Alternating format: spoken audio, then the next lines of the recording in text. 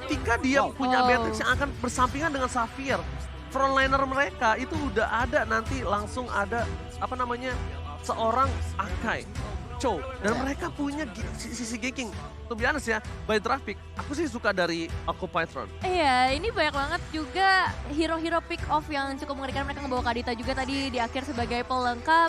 Dan ya ini early-nya ternyata bakal dibawa berbahaya juga. Tapi untuk di sisi late game-nya mereka juga udah punya beberapa asuransi di sana. Oke, kalau Lim? Jujur buat gue masih ke RSGSG. RSGSG ya? Tapi tergantung dengan early game mid lane-nya. Kalau memang dia roamernya di mid, clear cepet jalan, rotasi, itu gue pegang RSG. Tapi kalau misalkan midnya sendiri, mungkin emang Occupy akan lebih strong. Kalau tadi nggak Cloud, aku tahu Cloud itu akan menuju ke arah Xavier. Yep. Itu udah pasti sangat enak. Xavier, Eve itu didatangin sama Cloud nggak bisa apa-apa.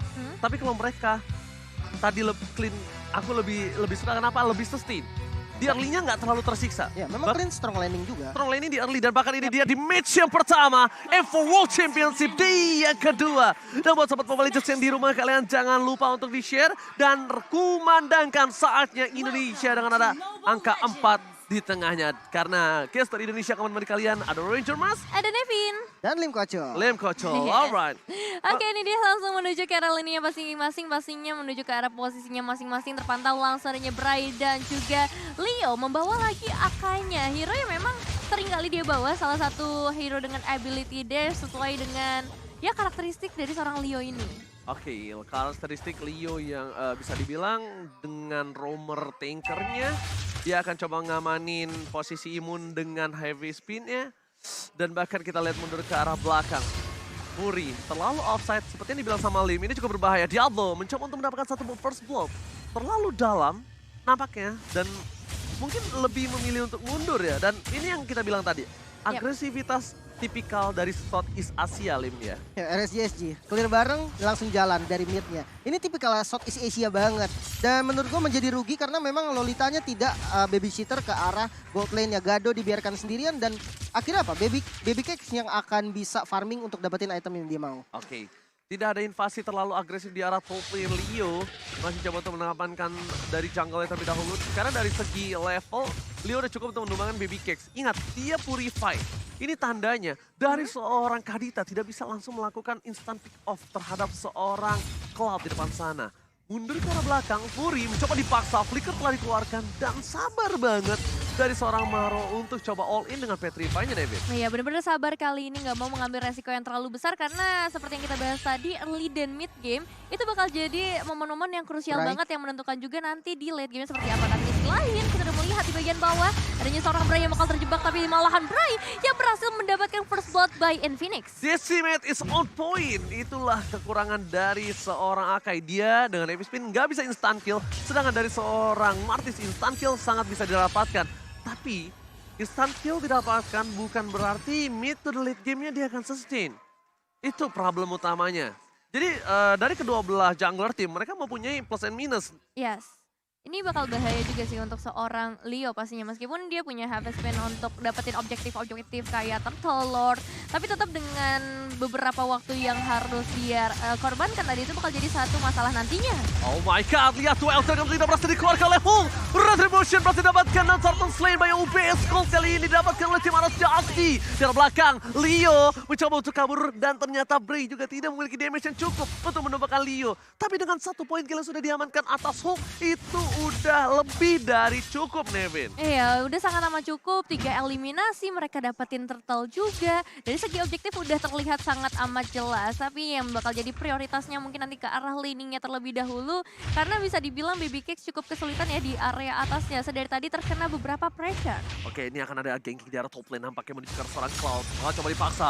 Purify Gaming telah keluar. Informasi terdirikan. Sniper Raider Apati tidak berhasil menancapkan 1 poin kill untuk tim dari Occupy Throne. Tapi di arah top lane mereka tidak mau tinggal diam. Ini akan ada invasi ke arah gold lane yang akan coba dipaksakan. Melihat 3 player yang menunggu di arah top lane, kalau dia nggak dapetin 1 poin kill saja, ini udah waktu yang terbuang sangat banyak dan rugi. Ingat, duit bisa dicari, waktu tidak bisa dikembalikan. Karena waktu sudah terlewat, tapi kali ini mereka memilih untuk mundur. Bukan begitu, Lim?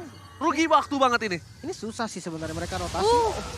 Oh, surprise that Baby Cake still survive! Oh my god!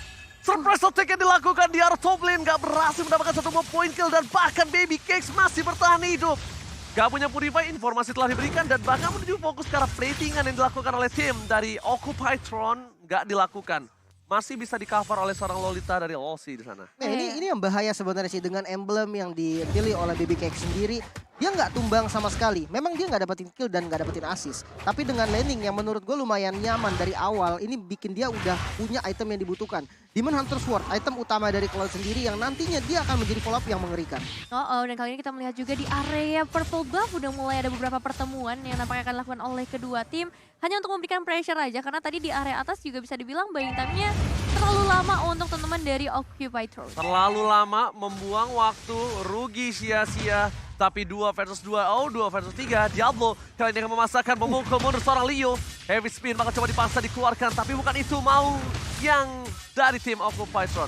Dia mau lebih, tapi sayangnya Heart of Lane by UBS Gold lagi-lagi diamankan Arashi. Makin jauh gold yang terpaut antara Arashi dan juga tim Occupytron. Ini bahaya sih, 2 kali turtle diamankan oleh RSGSG sendiri dengan perbedaan gold yang sebenarnya memang nggak terlalu jauh. Tapi untuk asuransi late game, Cloud ini strong banget. Dia bisa jam langsung front to back, ditambah backupnya di mana ada 3 total frontliner yang bisa banget nih jadi badannya RSGSG sendiri. Mungkin rotasi ke arah gold lane adalah solusi untuk Occupytron sendiri. Iya benar, aku setuju banget. Dan kalau bisa secara tidak langsung kalau mereka pun mau memaksakan dengan item yang mereka miliki sekarang itu masih oke.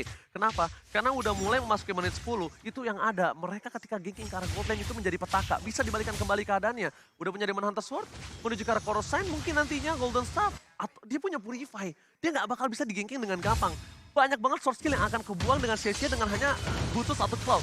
Lihat, all in terhadap seorang Lolita bakal coba dipasang oleh Heavy Speed depan sana. Tapi lihat, Blessing Sweet kali ini tidak berhasil didapatkan. 1 point kill. Decimate short point masih bisa selamatkan dengan Ocean Breath. Dan Bree, where are you going? Terlalu memasakkan mundur ke arah belakang, dijepit. Gak bisa pulang sama sekali, gak ada perlindungan. Dan bahkan tim dari Occupytron, mereka tidak ada yang ditumbangkan dengan kerugian tim fight yang sebenarnya dipegang oleh Arashi Asji. Wah, ini Bray juga benar-benar menolak untuk pulang ya. Masih mencoba dan bahkan kali ini 5-on-5 akhirnya berhasil mendapatkan keuntungan buat Arashi SG yang tadinya emang mereka di press. Mereka bakal coba untuk dapetin ke arah Baby Cakes ya. Tapi ketika Occupytron 4 pemain mereka ditahan di satu outer turret, itu bakal jadi satu hal yang berbeda. Apalagi kali ini Gado juga harus hilang kembali ke arah base-nya.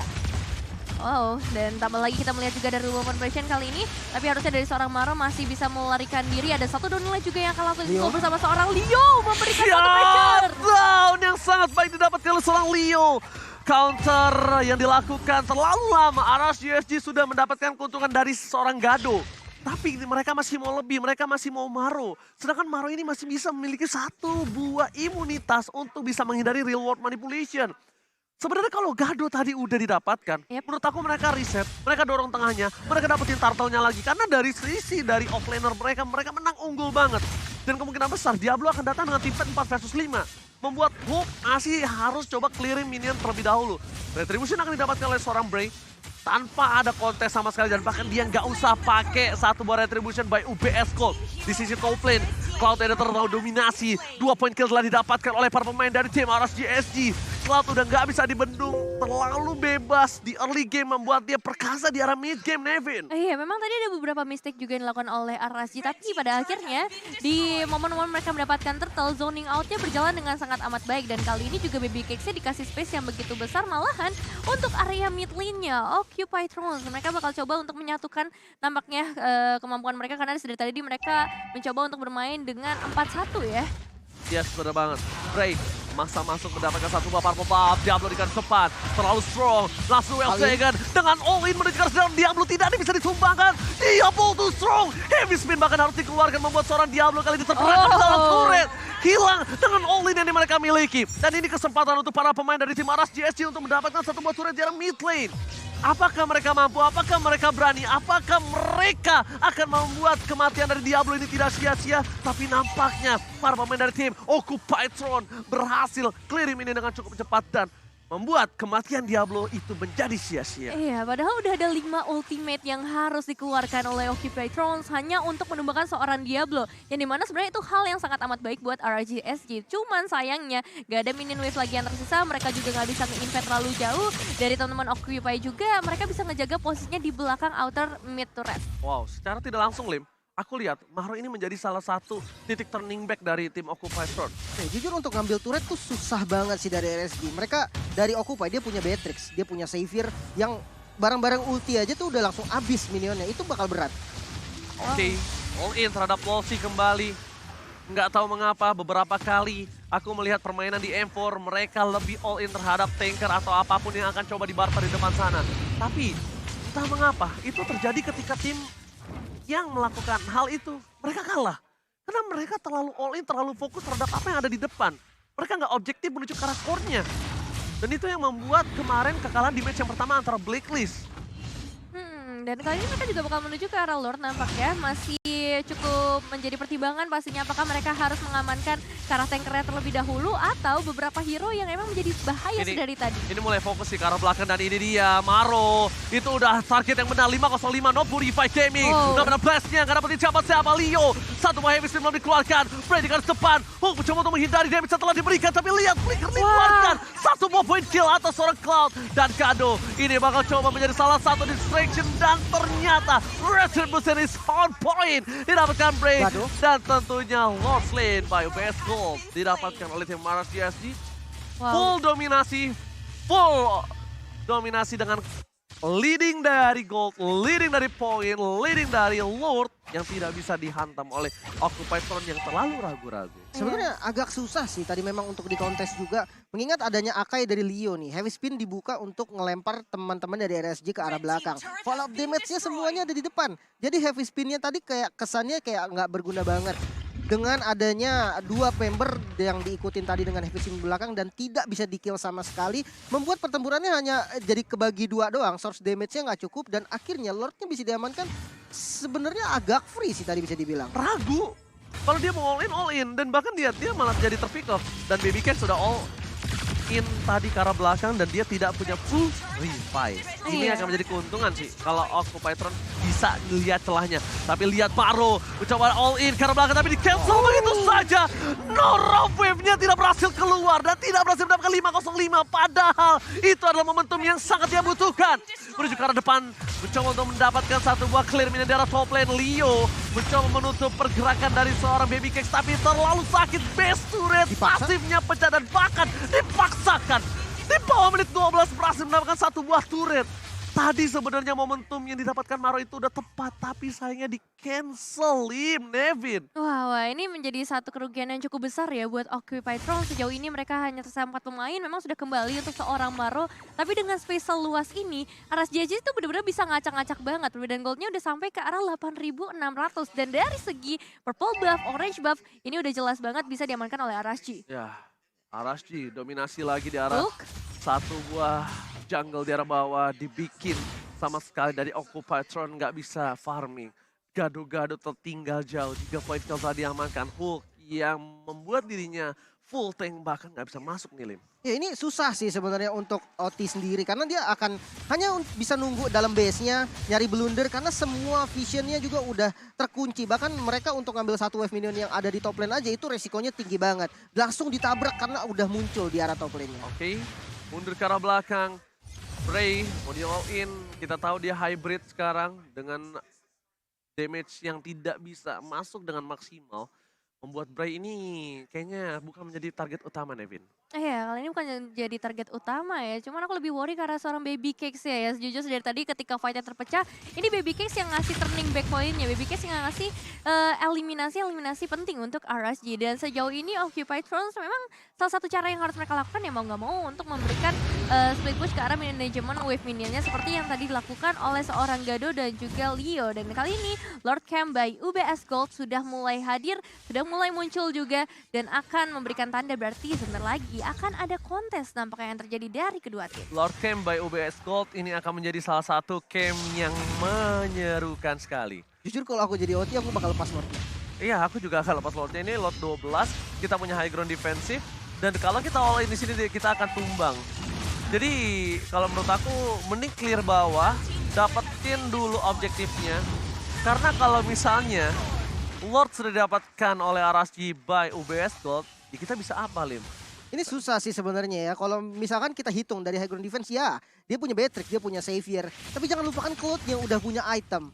Apalagi itemnya kali ini udah ada Wind of Nature. Dia anti Beatrix, susah banget untuk dilawan. Oke, jangan terlalu depan. Hook adalah salah satu orang yang dibutuhkan untuk melakukan Duel of Dragon atau memaksa ke arah Purify. Tinggal pilih, Purify ke arah Leo yang trigger atau dari seorang Chow-nya. Dan dari segi item, ini Cloud-nya udah benar-benar respect dengan damage yang diberikan oleh seorang Kadita dan juga Xavier. Dia mau menuju ke arah Athena harusnya. Jelas. Top Boots, Athena, top lane akan menjadi satu buah tempat Lord masuk dengan bebas tanpa ada coverisasi. Diablo berada di garis depan. Leo, heavy spin telah dikeluarkan. Purify Gaming telah didapatkan. Dan bahkan lihat blessing duet ke belakang. Baby Cakes mencoba menghancurkan backline dari tim Occupied Thrones. Tapi tidak ada yang bisa didapatkan. Mereka langsung mundur ke arah belakang. Flicker dari Fury 77 yang berhasil mengamankan dirinya. Tapi di arah bottom lane, lihat shutdown berhasil didapatkan. Bri ditumbangkan dengan instant point kill. Dan memilih untuk mundur. Retreat. Oke, satu eliminasi yang cukup penting berhasil diamankan oleh Occupied Thrones dan mereka juga berhasil meruntuhkan Lordnya, harusnya bisa nge-clear ke arah wave minions yang tersisa juga. Dan dengan kata lain, mereka memiliki nafas yang lebih panjang untuk saat ini dan PR mereka untuk memperpanjang lagi gamenya. Karena kita tahu sendiri powernya memang ada di area late game. Kalau ada satu momentum yang berhasil diamankan oleh Occupy, seperti saat ini yang kayaknya mereka udah mulai melakukan setup, ini bakal jadi bahaya besar untuk RSG. Oke, tapi lihat poking damage-nya Lim. Jujur ya, ini mereka dari OT itu akan lebih kuat lagi loh ketika mereka semakin late game, semakin susah ditabrak. Apalagi ya kalau kita lihat hero tabrak dari RSGSG ya cuman Cloud gitu kan. Mengharapkan momen dari Numenor Blast bersama dengan Flicker yang menurut gua nggak bisa selalu digunakan dengan bagus gitu kan. Mereka juga bisa ngelihat setupnya karena mereka ada di dalam base. Sementara untuk next Lord-nya ini bisa dikontes sama OT. Kenapa? Karena dari segi goldnya udah mulai mengejar dan Beatrix-nya juga udah mulai punya power bisa ngasih damage kepada frontliner dari RSGSG sendiri. Kalau menurut aku pribadi ya, gimana caranya Hulk bisa dorong dapetin satu buah turret di arah top lane dulu. Karena mereka kan pasti bakal berporos ke arah bottom lane. Mereka kan berporos ke arah Lord yang berikutnya. Jadi Hulk ini daripada dia mencoba untuk nge-boost ya satu persatu, itu bakal hanya ngebuang waktu dia. Right? Tapi kalau didapatkan, Bray masih didapatkan kali dengan seorang Beatrix. Lihat Shadow, spray down dari keluarkan membuat seorang Leo akan ditumbangkan kembali. Tapi blessing duet ke belakang, target sama begitu saja. Dan bahkan membuat para pemain dari tim Occupied Throne berhasil mendapatkan Diablo. Immortality pecah bersama dengan seorang Hulk yang diberikan. Tapi tidak ada rope wave tambahan. Killing spree, Gado. Terlalu terburu-buru, padahal tadi dia udah bagus banget dapetin seorang Bray. Dia tinggal mundur, dia jangan sampai terpancing dengan tim fight yang dilakukan oleh tim RSG. Walaupun goldnya terkejar, Nevin, ingat mereka masih tetap under gold. Iya benar-benar sayang banget Kekejar sih. sama-sama, itu beda ya. Beda ceritanya, karena sayang banget mereka udah dapetin satu eliminasi dan harus tukernya sama seorang Gado yang kita bakal juga untuk instant replaynya by Infinix pastinya ketika Baby Cakes-nya udah mulai bergerak memang ada beberapa efek airborne yang sempat terjadi, tapi daya Blue tuh terlalu kuat untuk berada di bagian depan, apalagi dia masih punya Immortal. Sebenarnya yang agak overcommit dari Hulk sih. Karena kayak mungkin miskom ya dari keduanya. Tapi ya inisiasinya tadi jadi sayang banget karena udah punya keunggulan malah nggak dapat lagi. Sama Gadonya ngapain? Dia mau coba all in tapi lihat Rafael berhasil dikeluarkan. Leo mencoba untuk mundur ke arah belakang tapi DPS terlalu sakit. Hilang dengan satu poin tambahan dari seorang Baby Cakes 402. Kehilangan Leo. Mencoba untuk mengcover Gado. Emang damage-nya udah besar sekarang. Tapi ingat Gado tetap Beatrix. Gado tetap butuh skill escape. Gado butuh coverisasi di frontlinernya.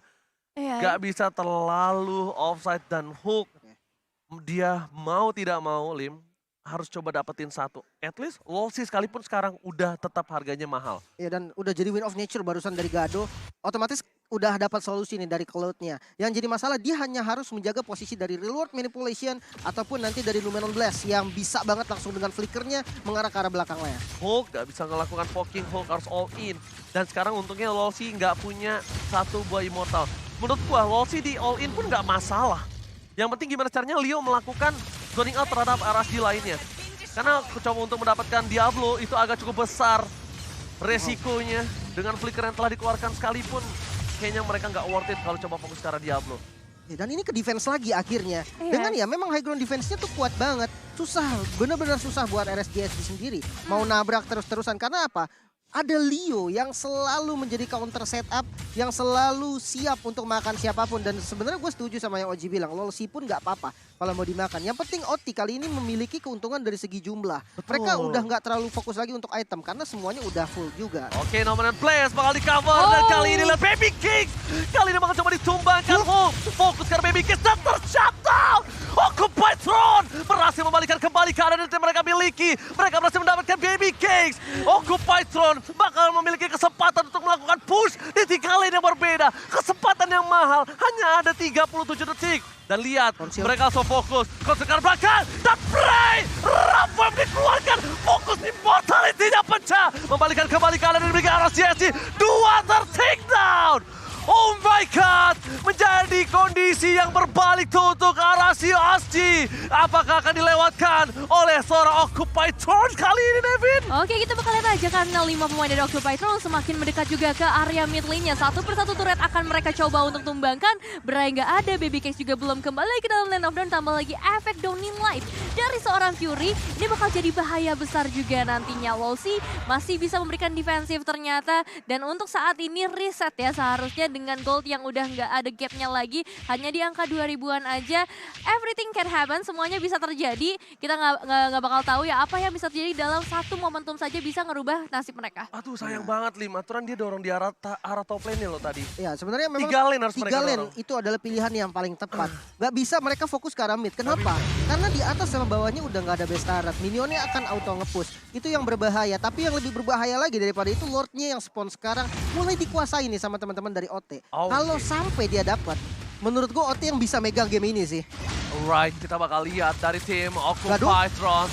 Lihat ke arah belakang Gado. Maro all in, dikeluarkan, hilang 2. Shutdown didapatkan, dibalaskan kembali keadaan RSGSD. Kali ini akan mendapatkan Lordnya lagi, terpancing dengan keributan, keraguan-keraguan yang dimiliki dari tim Occupy Throne. Lagi-lagi membuat mereka harus kehilangan Lord yang harusnya di depan mata mereka ada Lord Slain by UBS Gold. Iya, kayaknya mereka tuh tahu ya kalau hooknya ada di bagian bottom lane untuk bisa nge-clear ke arah wave minionnya. Mereka tahu mereka unggul dari segi kuantitas, 5 berbanding 4 untuk ngekontes ke arah Lord. Harusnya memang masih bisa dimenangkan oleh RSGSD. Apalagi kita tahu high ground yang cukup besar adanya Eve dengan goal manipulation dan juga 16 dari seorang Lolsi. Oke, decision yang harus mereka lakukan kayaknya lebih harus matang sih. Berkali-kali aku lihat keraguan-keraguan yang dimiliki. Dan mereka terlalu takut dengan ada pergerakan dari Baby Cakes. Menurut aku, dengan adanya seorang Fury, dia ini bisa menjadi counter dari seorang Baby Cakes. Karena downing light terlalu sakit dari Diablo. Flicker yang telah dilakukan. With Traction kali ini Nomen Blaze berhasil mendapatkan satu. Tapi lihat base-nya terbuka dengan sangat bebas. Dan blessing to it. Go to the big line. Membuat Occupy Throne. Kali ini sekeratul mau semua. Dan fokus ke arah base-nya. RSGSD take the game 1. Congratulations untuk RSGSD Singapura yang kali ini berhasil mengamankan kemenangan mereka memang.